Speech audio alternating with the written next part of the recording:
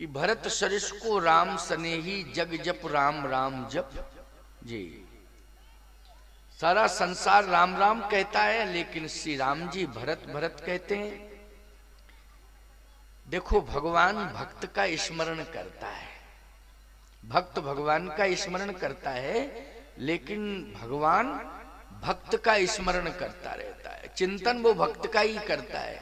कौन भक्त मुझे बुला रहा है, कौन भक्त मुझे याद कर रहा है, कितना दुखी है वो मेरे नाम को जप रहा है। भगवान हमेशा यही चिंतन करते हैं और वो भक्त को निरंतर भजते रहते हैं। किसको भजते रहते हैं? भाई भक्त का नाम लेना ही भजना है। भगवान भक्त का नाम लेते रहते हैं, वही भजना है। भक्त को निरंतर भगवान भजते रहते हैं। वैसे भजन का एक अर्थ सेवा है। भज सेवायाम धातु से भजन शब्द निष्पन्न हुआ है। एक भज सेवायाम धातु है संस्कृत में, तो इस धातु से भज सेवायाम धातु से भजन शब्द बना है। इसका मतलब यह है कि हम अपने हाथों से अगर सेवा कर रहे हैं तो ये भजन हो रहा है। हम अपने हाथों से अगर सत्कर्म कर रहे हैं तो हमारे हाथों से क्या हो रहा है? भजन हो रहा है। ये हाथ सेवा के लिए हैं, सत्कर्म के लिए हैं। निश्चित रूप से ये भजन हो रहा है इन हाथों से। वाणी से भजन करना भी भजन है। मौन होकर भगवान का ध्यान करते हुए भजन करना भी भजन है। लेकिन अपने हाथों से सेवा करना भी बहुत बड़ा भजन है। इसलिए इस सेवा रूपी भजन से किसी को चूकना नहीं चाहिए। सेवा करते रहो इन हाथों से। ये हाथ सेवा के लिए हैं, किसी पर उठाने के लिए नहीं। हाथ जब सेवा में लग जाता है तो उस हाथ को रघुनाथ जी पकड़ लेते हैं। समझ गए हो कि नहीं? और ये हाथ अगर किसी के ऊपर उठ जाता है तो याद रखना भगवान दूर हो जाते हैं। कहते हैं हाथ का दुरुपयोग कर दिया। हाथ जो है रघुनाथ के हाथ में तब पहुंचता है जब हाथ से सेवा होती है। रज की एक बड़ी बढ़िया बात याद आ गई है। अहिल्या जी ने भगवान की चरण रज प्राप्त की। संत ने कहा, विश्वामित्र जी ने, गौतम नारी शापवश उपल देह धर धीर, चरण कमल रज चाहती,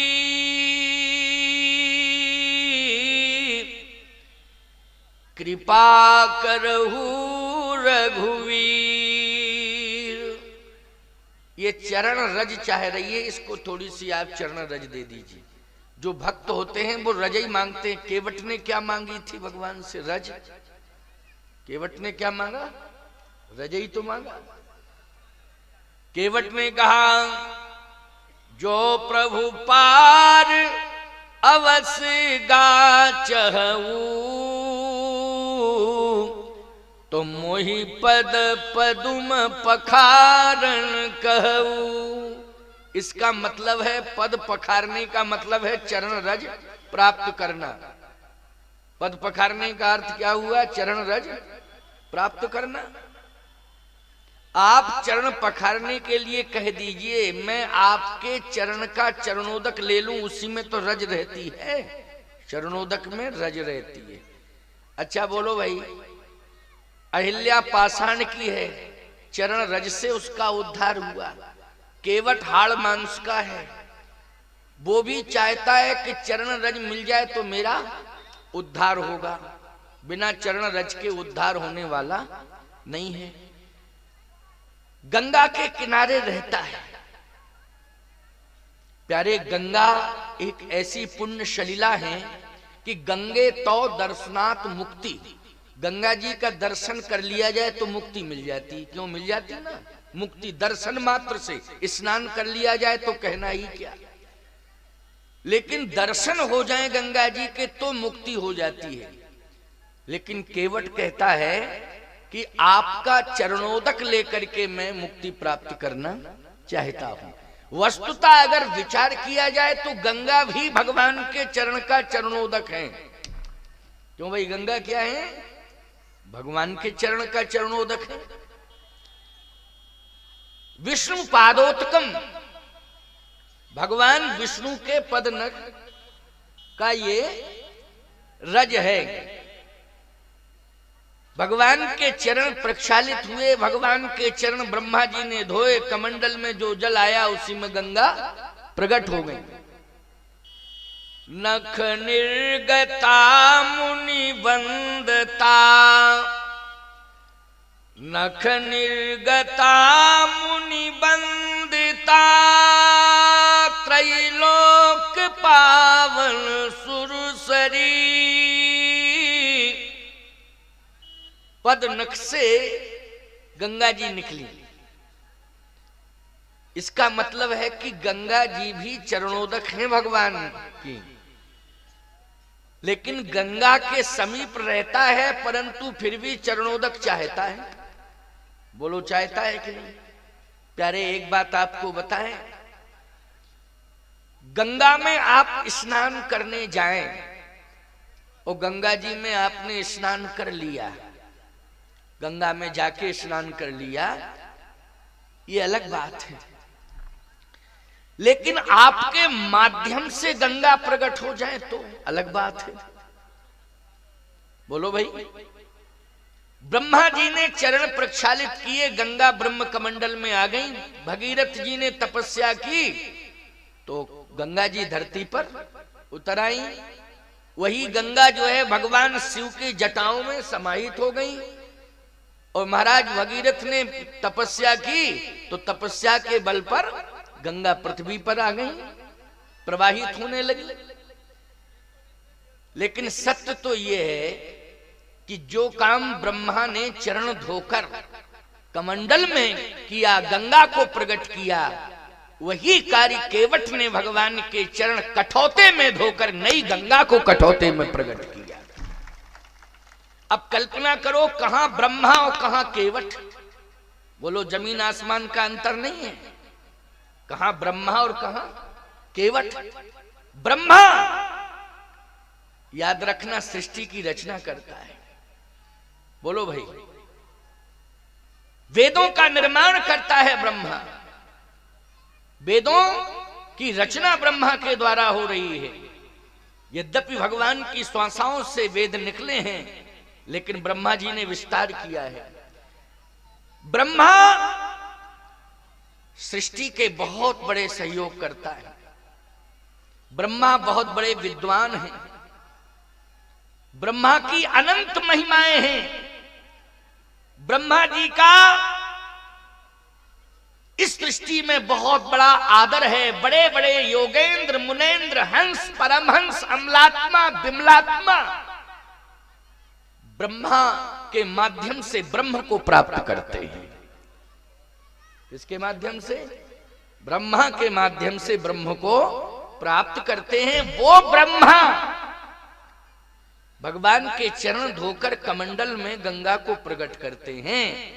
लेकिन एक मजदूरी करने वाला मजदूर केवट, जो सामान्य और जाति में भी ऐसी जाति में पैदा हुआ प्यारे, जिसको केवट जाति कहते हैं ना, निषाद केवट जो भी बोलते हो,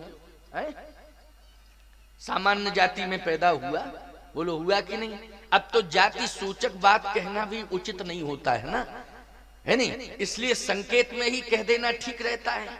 बोलो ठीक है ना? कोई जाति वाला अपने आप स्वयं कहे कि महाराज मैं तो इस जाति का हूं, ये अलग बात है। लेकिन भैया महात्मा वैसे तो सब अपनी अपनी जाति में पैदा होते हैं, लेकिन परमात्मा और महात्मा ऐसा होता है जो सब जातियों में जाता है, सबका कल्याण करता है। एक परमात्मा और महात्मा सबका कल्याण करता है। अब सोचिए जरा, ये बेचारा मजदूर मजदूरी कर रहा है, नाव चलाता है, लेकिन भगवान स्वयं चल के आए कि नहीं आए? आए स्वयं चल के। और सुनो किसको छोड़ के आए हैं इसके पास? ब्रह्म धाम छोड़ के आए, शिव धाम छोड़ के आए, हरि धाम छोड़ के आए। बोलो आए भगवान के नहीं?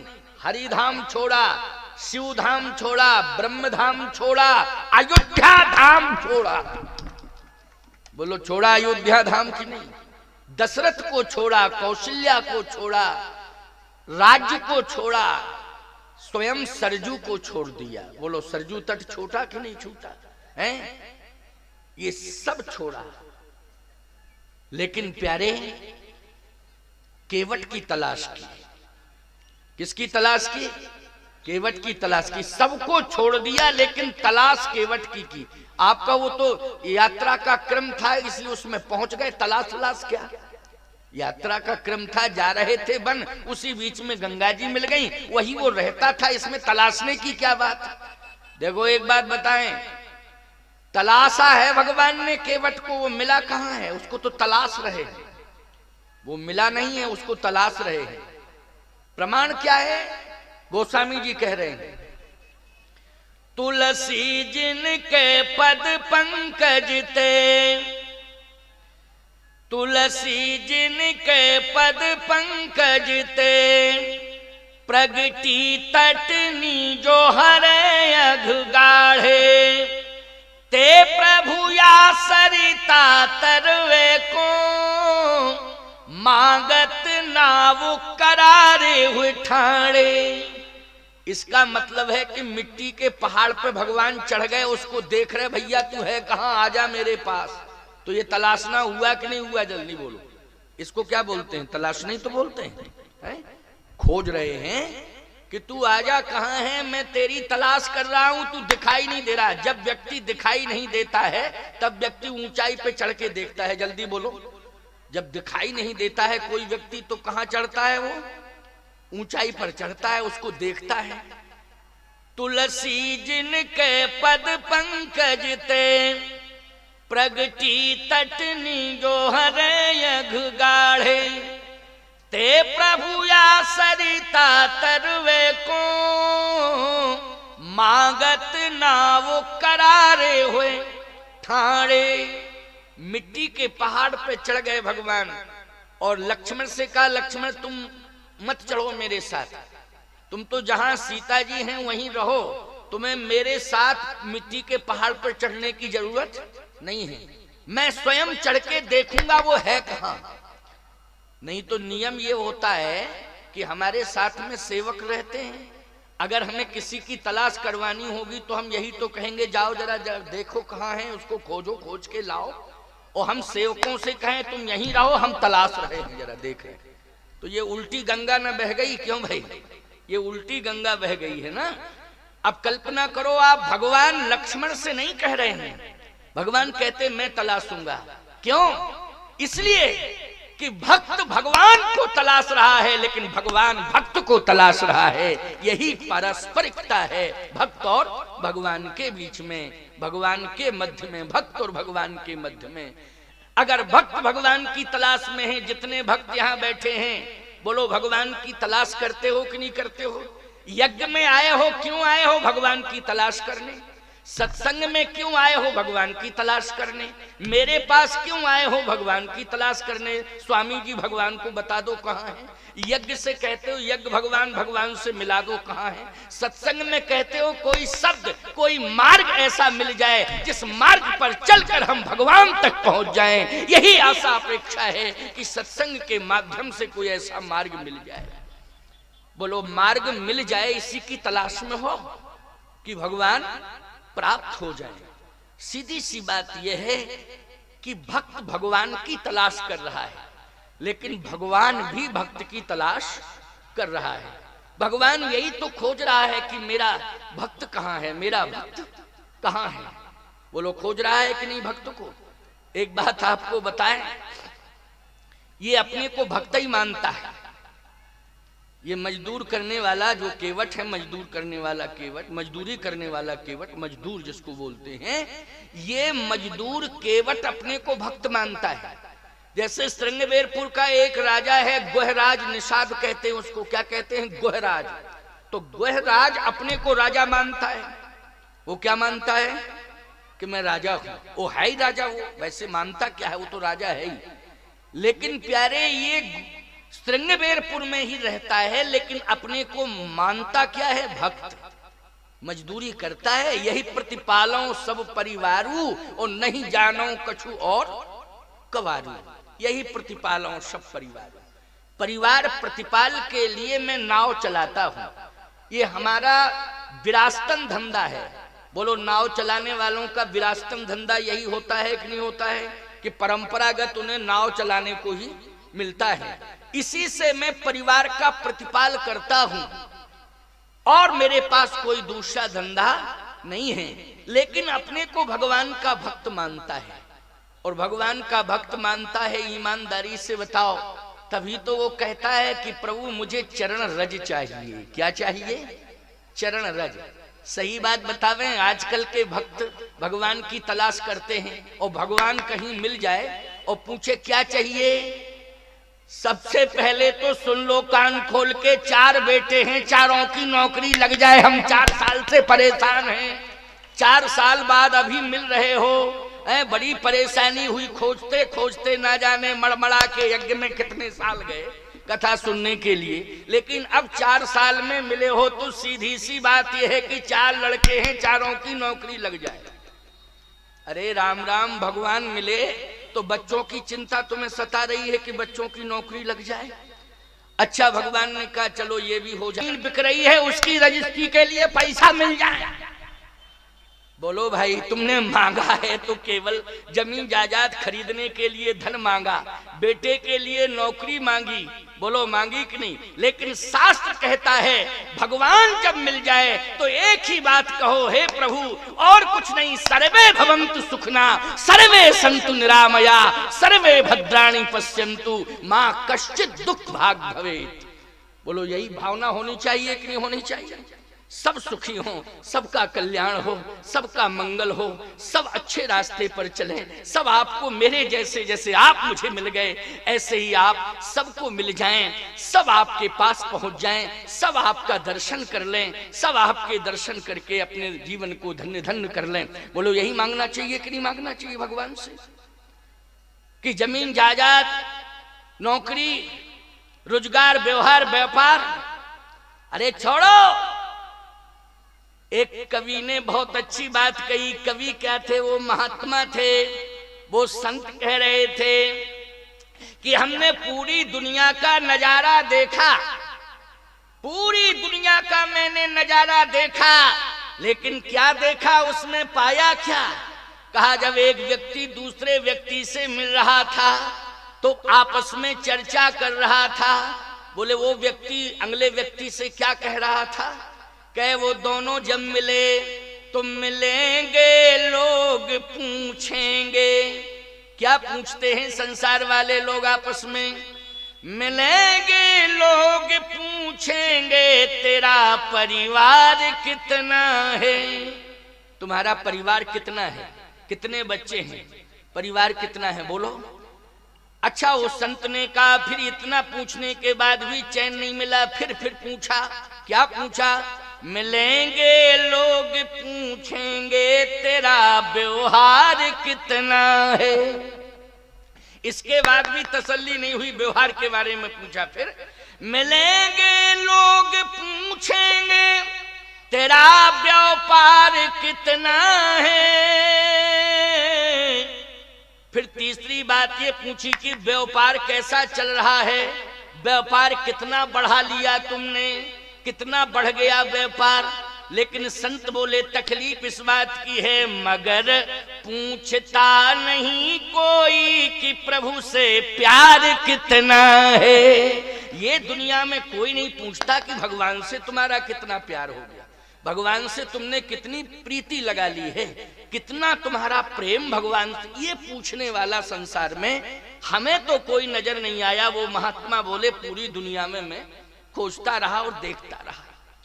इसलिए मैं कहता हूं भैया, भगवान की तलाश करो, भगवान मिल गए, सब कुछ मिल गया, मांगने की आवश्यकता नहीं है। अनन्यास चिंतयन्तो माम ये जनः पर्युपास्ते तेषां नित्याभियुक्तानां योगक्षेमं वहाम्यहम्। क्या जरूरत है, भगवान मिल जाए तो भगवान सब कुछ संभाल लेंगे। बोलो संभाल लेंगे कि नहीं? जो भी तुम्हारा है उसको सुरक्षित कर देंगे, और जो भी तुम चाह रहे हो उसको सब कुछ तुम्हारी चाह पर भगवान तुम्हें सब कुछ प्रदान कर देंगे। मांगने की आवश्यकता नहीं पड़ेगी, भगवान से कुछ भी मांगने की जरूरत नहीं पड़ेगी। तो एक बात आपको बता दें, अयोध्या छोड़ दी, किसके पीछे छोड़ी अयोध्या? सोने का भवन रहने के लिए मिला था। जानते हो किसने दिया था? जब भगवान जनकपुर से लौटे श्री जानकी जी को लेके, और जानकी जी अपने साथ में अपनी बहनों को लेके, मांडवी, उर्मिला, श्रुतकीर्ति, इन सभी बहनों को लेकर के जब अयोध्या में पधारी, आहा, तो याद रखना कनक भवन जानकी जी को रहने के लिए दिया गया। कनक भवन जनकपुर में रहती थी तो सुंदर सदन में रहती थी। सुंदर सदन भी मणियों से जड़ित था, सोने की दीवार बनी हुई थी, उसमें मणियां जड़ी हुई थी। जनकपुर में जो सुंदर सदन में श्री जानकी जी, जनक जी ने भी ऐसा सुंदर निवास बनाया था अपनी प्रिय बेटी जानकी के लिए, क्योंकि प्राणों से ज्यादा प्यारी थी महाराज श्री जनक को। श्री जानकी जी प्राणों से ज्यादा प्यारी थी। मैं एक बात कहता हूं, जनक जैसा ब्रह्मज्ञानी संसार में कोई दूसरा नहीं है, लेकिन उस ब्रह्मज्ञानी ने इतनी प्रीति की, इतनी प्रीति की, क्योंकि ब्रह्मज्ञानी जो होता है ना, वो ब्रह्म से ही आकर्षित होता है। आपको वो तो बेटी से आकर्षित हो गया, ब्रह्म से कहां आकर्षित हुआ? मैं एक बात पूछना चाहता हूं आपसे, राम जी ब्रह्म है कि नहीं? तो सीता जी क्या है? कहा भक्तों की दृष्टि में सीता जी भक्ति हैं, ज्ञानियों की दृष्टि में सीता जी मुक्ति हैं, और वेदांतियों की दृष्टि में सीता जी शांति हैं। शांति सीता समानीता आत्मा रामो विराजिते, सीता शांति हैं। लेकिन सत्य कहता हूं, ब्रह्म ज्ञानियों की दृष्टि में राम और सीता दोनों ब्रह्म ही हैं प्यारे। गिरा अरथ जल बीच सम कहियत भिन्न ना भिन्न, बन्न हो सीता राम पद जिन्हि परम प्रिय खिन्न। जो राम ब्रह्म है वही सीता ब्रह्म है। राम सीता में कोई अंतर नहीं है, बस रूप अलग अलग हैं। ब्रह्म जो है मिथिला में बेटी बन गया, और वही ब्रह्म जो है अयोध्या में बेटा बन गया, लेकिन वस्तुतः ब्रह्म एक ही एक नहीं। लेकिन प्यारे जनक जी महाराज ने जिस समय भगवती श्री जानकी को प्राप्त किया तो एक सुंदर सदन बनाया, और सुंदर सदन में मणियां जड़वा दी। स्वर्ण जटित मणि जटित वो सुंदर सदन है, जिसमें सीए निवास सुंदर सदन। गोस्वामी जी कहते हैं ये सीए निवास का नाम क्या है? बोले सुंदर सदन। तो राम जी के निवास का क्या नाम है? बोले कनक भवन। राम जी के निवास का पता क्या है? बोले नाम है कनक भवन। और सीता जी जनकपुर में हैं, उनके निवास का नाम क्या है? सुंदर सदन। लेकिन दोनों सोने के बने हुए हैं, सोने के बने हुए हैं। तो सीधी सी बात यह है कि सुंदर सदन जनकपुर से छोड़ के आई, अयोध्या में कनक भवन मिल गया। बोलो मिल गया सीता जी को कि नहीं? राम जी को भी कनक भवन मिला। बोलो कनक भवन छोड़ करके राम सीता दोनों चल दिए कि नहीं? खजाना, बोले खजाना इतना बड़ा है कि अवध राज सुर राज सिहाही, दशरथ धन लख धनद लजाही। ऐसा खजाना देवराज इंद्र कुबेर लज्जित होते हैं, ऐसा खजाना। लेकिन वो खजाना छोड़ करके चल दिए, सरजू जी का तट छोड़ के चल दिए। लेकिन ईमानदारी से बताओ किसकी तलाश में? भक्तों की तलाश में। और असली भक्त उनको जानते हो? केवट मिला, गीधराज मिले, सबरी जी मिली। बोलो ईमानदारी से असली भक्त मिले कि नहीं मिले? जल्दी बोलो। और भगवान ने सबसे ज्यादा प्रेम किया इन भक्तों से कि नहीं? केवट, गीध और सबरी। सबरी गीध अजामिल तारे, सबरी के यहाँ इतनी भूख लगी कि मांग रहे हैं कि मुझे भोजन कराओ, जल्दी मुझे भूख लगी है। सबरी बोली हमारे पास तो कंदमूल फल हैं, अगर खाना हो तो खाओ। अरे कहे जो हो तो दो, भूखे हैं, अयोध्या से चले हैं, भूखे हैं, जल्दी खिलाओ। अब भूखे थे, बोलो संसार वालों को भोजन उपलब्ध कराते हैं, भूखों की भूख बुझाते हैं, प्यासों की प्यास मिटाते हैं। बोलो ईमानदारी से वो कौन? परमात्मा ही तो है। कौन है? परमात्मा। लेकिन आज कौशल्या जी के हाथ के व्यंजन अच्छे नहीं लगे, छोड़ के चल दिए, सबरी के यहाँ कंदमूल फल खाए। सीधी सी बात है कि हर पिता चाहता है कि मरने के बाद पुत्र के हाथ से मेरी अंत्येष्टि हुई, लेकिन महाराज दशरथ की अंत्येष्टि छोड़ करके गीधराज जी की अंत्येष्टि करने के लिए पहुंच गए। बोलो भाई, कहीं की क्रिया जथोचित निज कर कीन्ही, राम भगवान ने अपने हाथ से गीधराज की अंतिम क्रिया की है। और केवट आह, सारी दुनिया को पार करने वाला है वो परमात्मा। कितनी बड़ी नाव है, इतनी बड़ी नाव है उस परमात्मा की कि पूरी दुनिया उसमें बैठ के तरती है। बोलो पार होती है, पूरी दुनिया पार होती है कि नहीं होती है? परमात्मा की नाव इतनी बड़ी है, बोलो।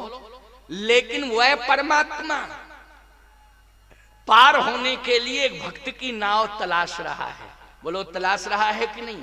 तो सीधी सी बात है कि भक्तों को भगवान पार करते हैं और भगवान को भक्त पार करते हैं। बोलो ये परस्पर प्रीति है कि नहीं? ये परस्पर संबंध है कि नहीं? और सुनिए बड़ी बढ़िया बात, भगवान ने एक बात जरूर कही। क्या? कि भक्त तुम्हारी नाव में बैठेंगे हम। नाव लाओ नाव। भक्त केवट ने कहा